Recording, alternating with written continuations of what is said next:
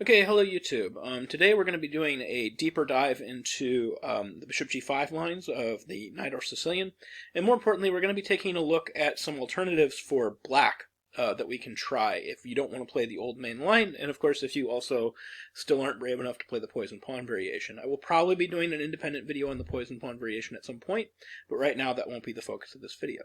So after e4, c5, knight f3, d6, d4, cd4, knight d4, knight f6, knight c3, we have pawn to a6, we have bishop g5, e6, and then f4, and this begins the main stemming off point where we get to choose kind of exactly what line we're going to play. So now, the two main choices are kind of the old main line with bishop e7, and of course the poison pawn variation with queen b6. But there are two other options within this position that are available to you if you want to try them. One option that's been played kind of recently is just shuffling this queen to c7. So kind of the idea behind this moving your queen to c7 is just to get kind of an easy game where not easy in terms of the assessment or how your position actually is on the whole, but easy in terms of your plan, and have very basic straightforward play on how black is supposed to continue. Unfortunately with this move, queen to c7, it's had its problems, especially recently. So let's take a look at it. So we have queen c7, and then we have the immediate bishop takes f6, and we have the immediate g takes f6. So one of the issues with this position, just in general, just immediately after they double the pawns and after g f6, we can already say that the assessment of this position is somewhere between slight edge to major advantage white. And it's actually very difficult to change that assessment. And if we look at a lot of recent games, there's actually three very recent Kasparov games where Kasparov tried to play this variation with the black pieces 3 times in a row against some of the world's top elite players.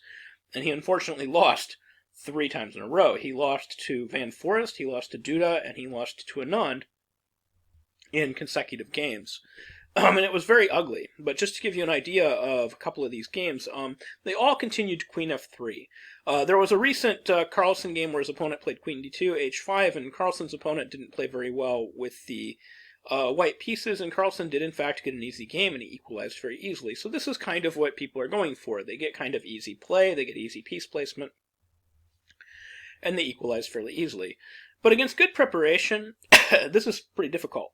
So if we take a look at these 3 games that went queen f3, we have b5, we have a3, and all the games kind of went down the same path. After queen f3 and a3, black's position is really difficult, and a lot of it just comes to the idea that at some point white can play like a timely b4 and just kind of shut everything down. So one of these games continued knight c6, we have castles queenside, we have knight d4, rook d4, queen c5. I believe we're following the game that Kasparov played against Anand, but all these games actually looked pretty similar. We had rook d3, rook b8, and then of course this timely pawn to b4 just shuts down all of Kasparov's play. It went queen a7, f5, and now Anand's just got a huge advantage, and it didn't slip.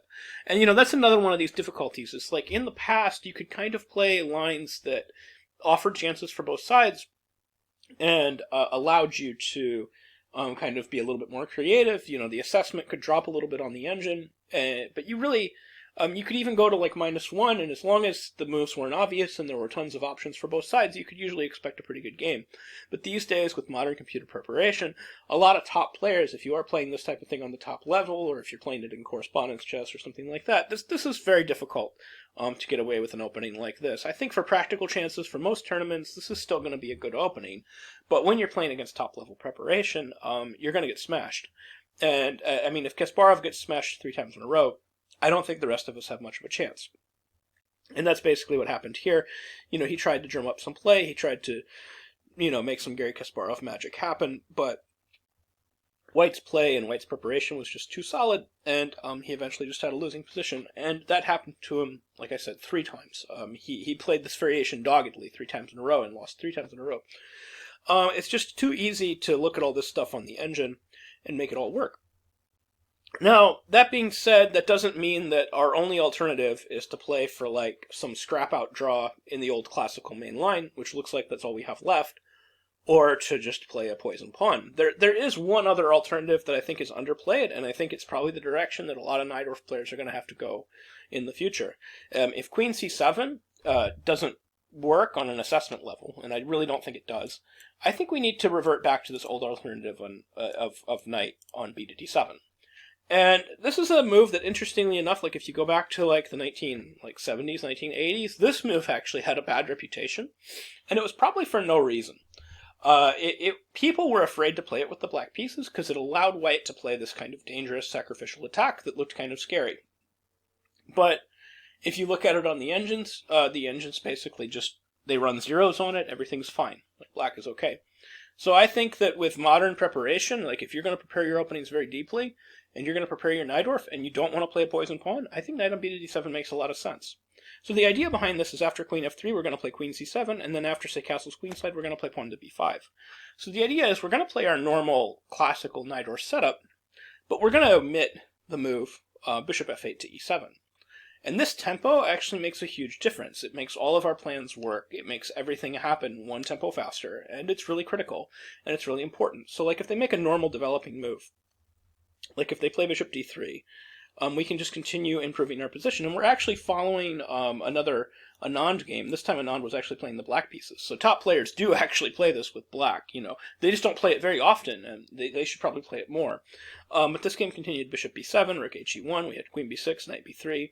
As you can see, black is actually starting to do really good. Rook c8, queen h3, and then we have rook c3, bc3. There was actually another game that was going down this same line. There was actually a couple of games. There was Shirov versus Karyakin. There was Movsesian versus Kasparov. So as you can see, there's like a lot of top players that will play this.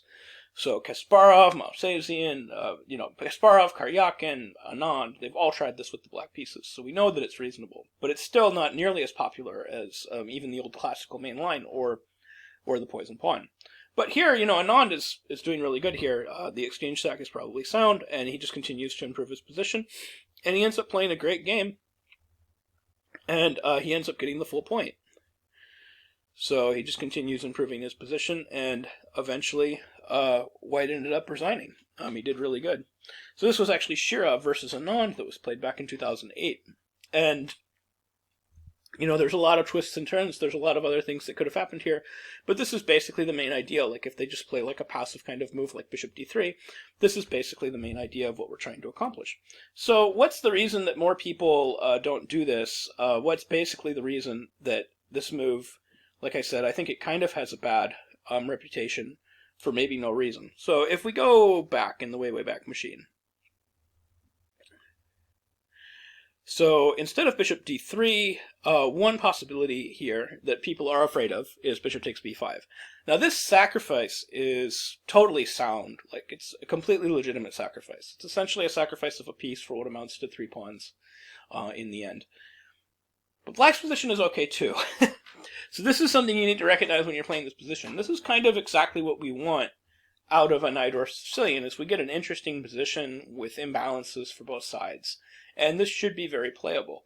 So after ab5, knight on b to d5, there's actually 2 playable moves here. There's both queen b8 and queen b6. Now, modern engines think that queen b8 is better than queen b6, but queen b6 is also possibly playable. But queen b8, the engines basically give just zeros. On queen b6, if white finds perfect play, and the engines give advantage white.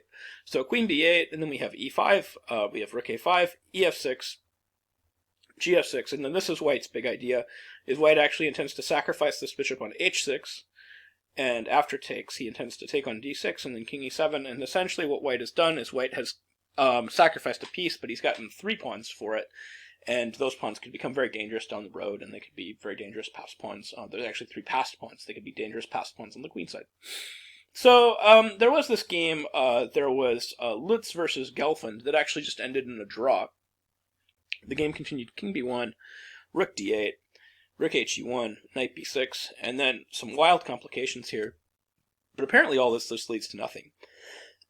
We have knight f5, king f8, queen c3, rook b5, queen f6, and then this is all, these guys played nearly a perfect game here. This is all backed up by the engine. These are all the best moves. And Gelfand basically finds a way to force equality here. He finds this excellent move, rook takes b2, sacrificing this rook. So queen takes b2, knight d5, rook takes d5, takes, bishop g7, knight takes, rook takes, and then the knight on g7 is trapped, so it would have to sacrifice itself with knight e6. But they shook hands and they agreed to a draw right here. Now, interestingly enough, if you put this on the engine actually thinks that this is dead equal, or maybe even a little bit better for black, in spite of the fact that this is a very dangerous position. After white sacrifices the knight for 2 pawns, white's going to actually have 1, 2, 3, 4 pawns for the piece, but some of those pawns are split, and the bishop and the rook are actually going to work very well together. So that should all level out. And of course, you still have a chess game that you can play from here, but the position is equal. It's relatively level, and both players shook hands and kind of agreed to that draw. So that's one of the recommendations I have if you want to avoid the poison pawn, or if you want to avoid the old main line, is go ahead and you can try this kind of crazier, I wouldn't say crazier, but you can try this line where you omit bishop e7, and you're gaining this extra tempo, and you're kind of forcing somebody to either play a sacrificial line that's supposed to be interesting, it's supposed to be sound according to the engine, or you're forcing them to play kind of the old main line, but you haven't wasted a tempo on bishop e7, and this can really only favor you. This actually just favors black a little bit to being able to omit this tempo, and being able to accomplish the things that you actually want to accomplish in the position, like expanding on the queen side, getting your bishop to the long diagonal, etc. So anyways, I hope you liked this content. I hope you learned something new about chess. I hope you can use a lot of these ideas in your own games. Thank you very much for watching.